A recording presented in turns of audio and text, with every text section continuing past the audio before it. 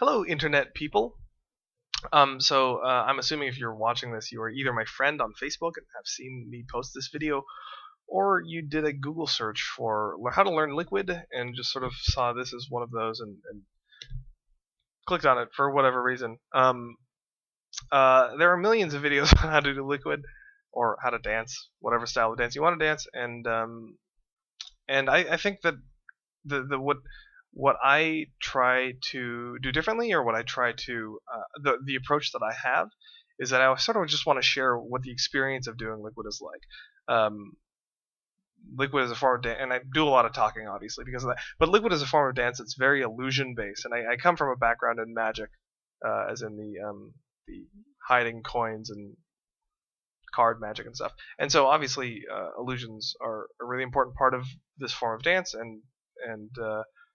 and how to create illusions and how to have fun with illusions and how to like really experience an illusion and fool yourself and fool other people around you. That's really what the essence of all of this is. So that's where a lot of why I like kind of want to do this, because I not only want to share my love of the experience of the dance, but the theory behind the dance. Like, there's so much like interesting, juicy braininess that happens in movement, and I just sort of love giving people little nuggets of movement knowledge.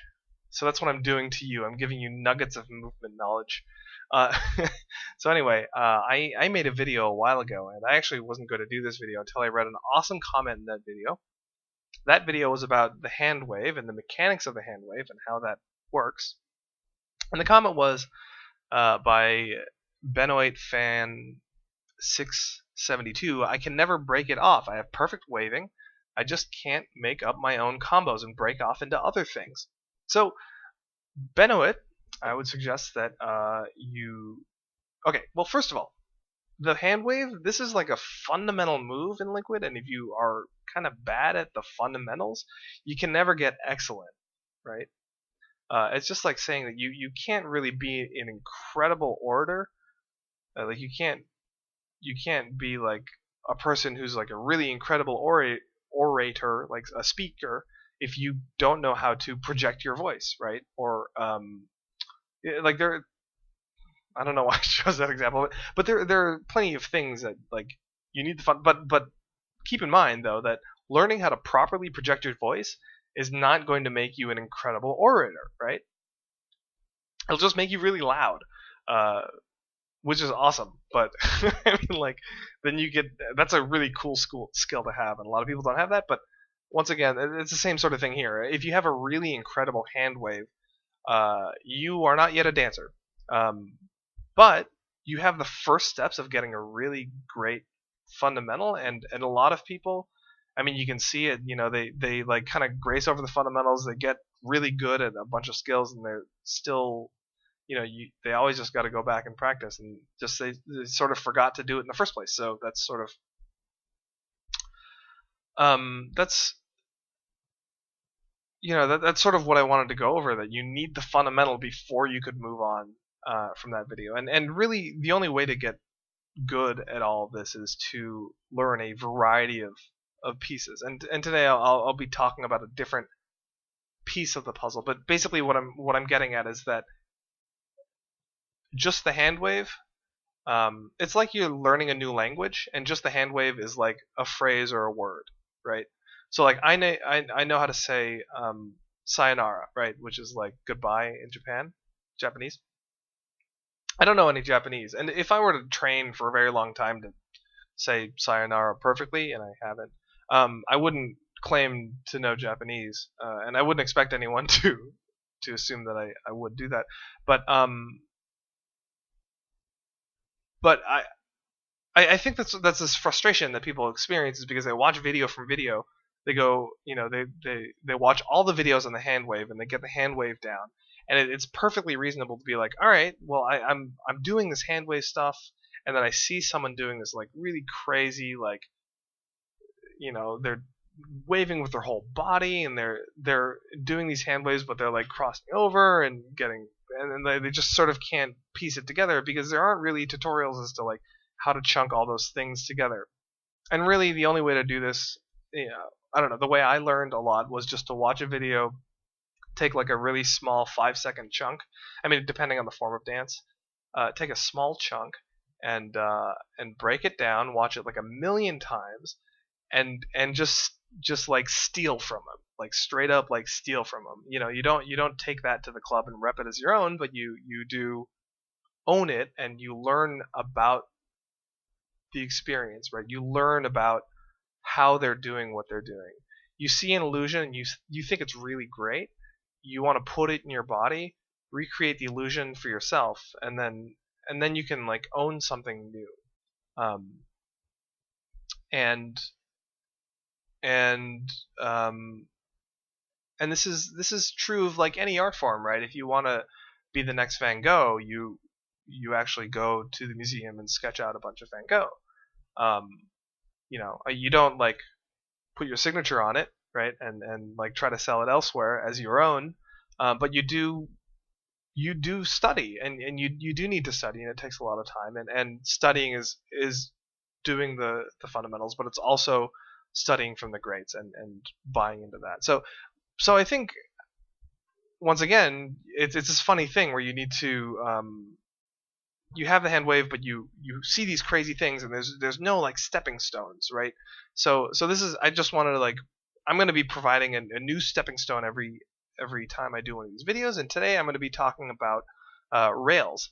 Now a rail looks like this.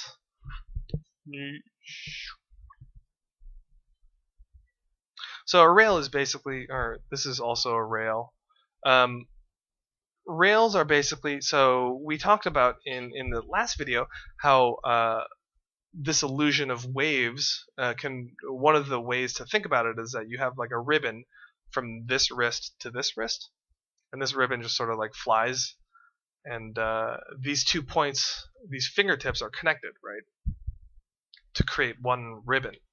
Now the idea of a rail is that you take this ribbon and you drag it around architecture that exists in your imagination.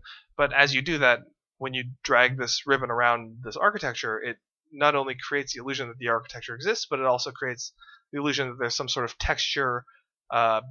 There's a particular type of friction that occurs between your hands, the ribbon of your hands, and the particular architecture, right?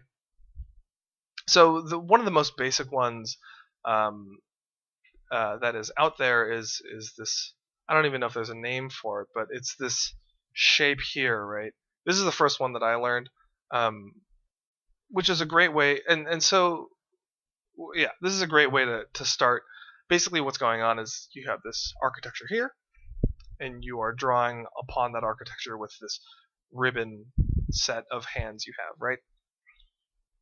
Now, one thing to note also is that before, when we were doing this hand wave, we had this point in between that we were focusing on, right? Now, a lot of this illusion-based stuff, because when I'm creating an illusion, and if I want someone else to believe it, the most important way for me to do that is to first believe it in myself. So, for example, as a magic trick, here, right? Here's this binder clip, right?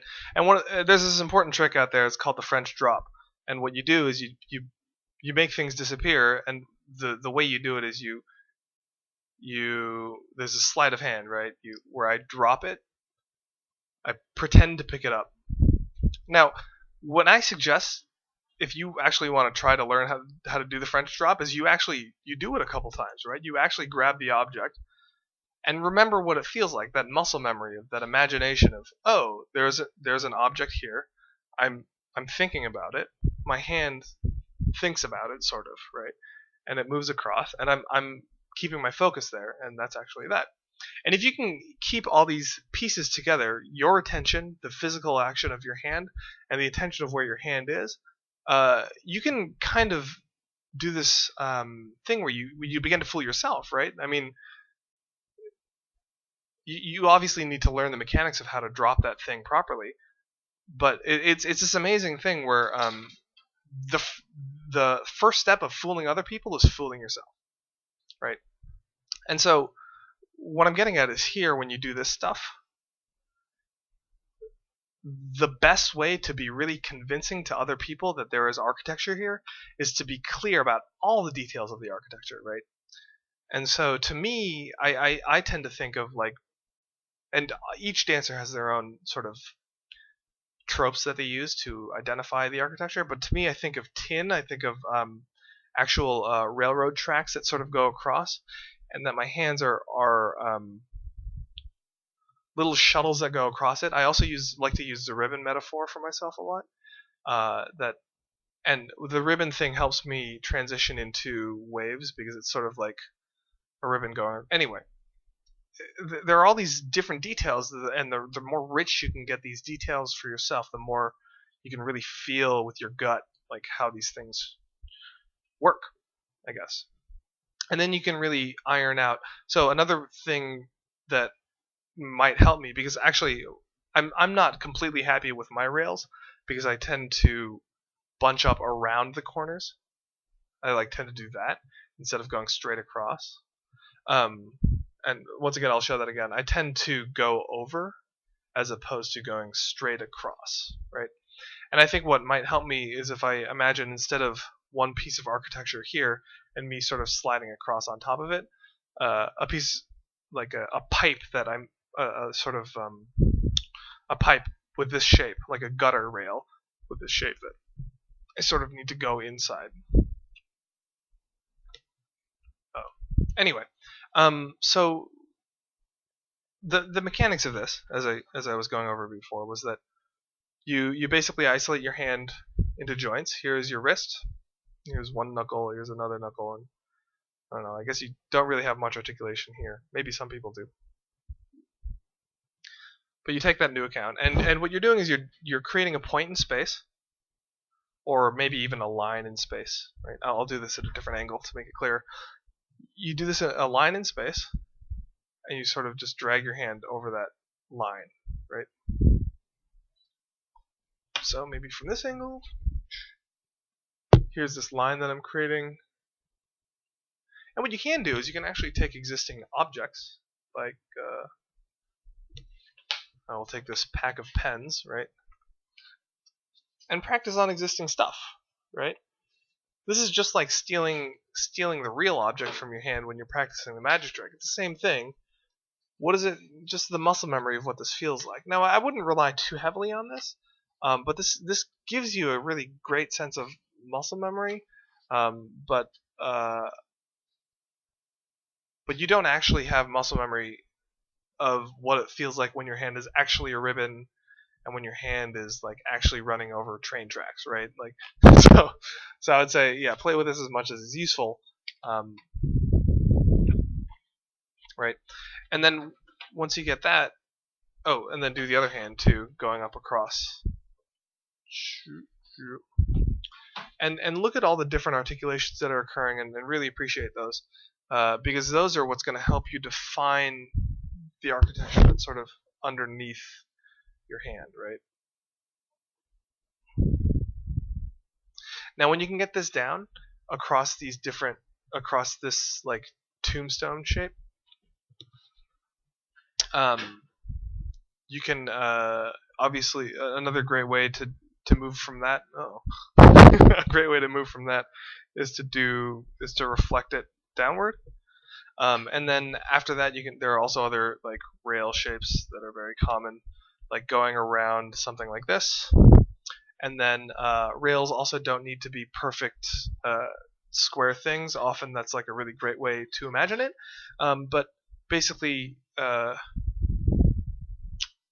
you can do these like more curvilinear rails of like maybe a rope that's being held up by like 2 points, right? A rope that does this.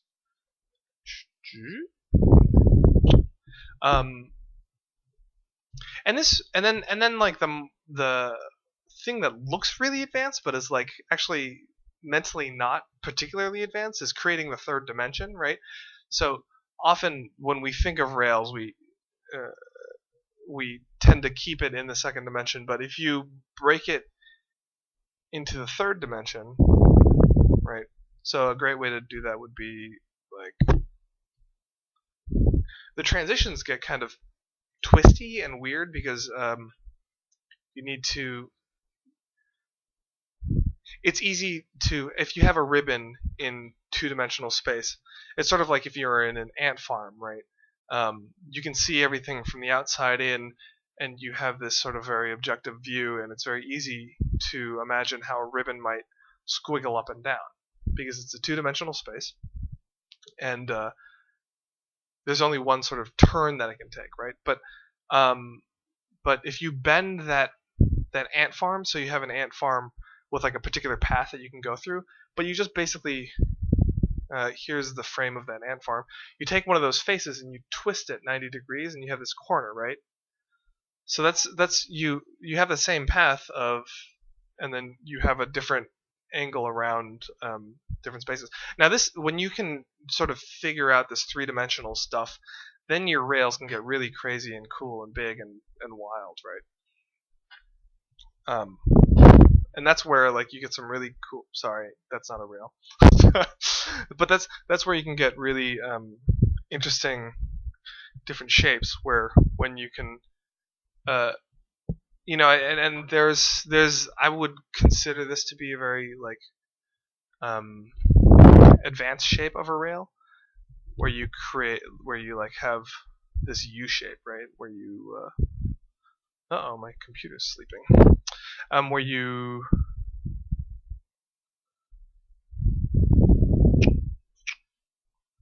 this is probably not. I'm focusing too much on the screen and less on the actual upside down U shape. But yeah, so there are a huge variety of these things that you can play with, and that this is once again a good fundamental hand wave will really define a great rail, but a good imagination is also really what's important about that.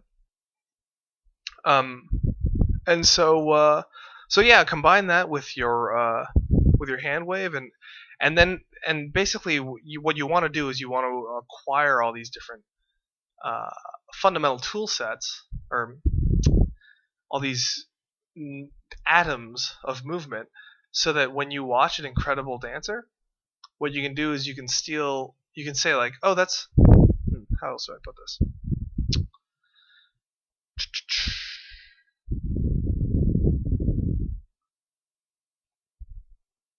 Let's see.